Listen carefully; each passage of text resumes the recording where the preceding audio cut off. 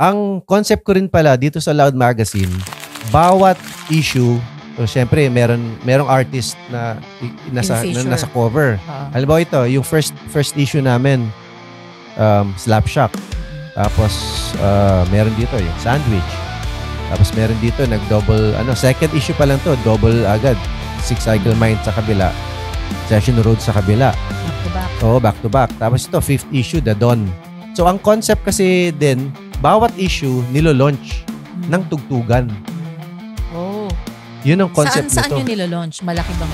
Sa mga bar gigs lang. Pero yung first issue, nilaunch ng malaki to sa Robinsons Metro East. Malaking tugtugan to. Yun yung pinaka-launch. Oo, ito na yung pinaka-launch. Tumugtog. Slapshot, Agaw Agimat, Six Cycle Mine, Session Road, Cherry Cornflakes, Peanut Girls, Alamid, Eat Your Worms.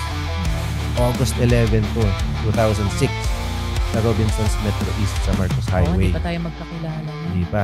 Hinahanap pa lang kita. Pero 2006 naman. Buti natagpuan mo ako. Oo naman. Walanjo. Walanjo. Kundi. Ay, hindi, kundi. Sayang ang buhay mo. Malungkot ang buhay ko.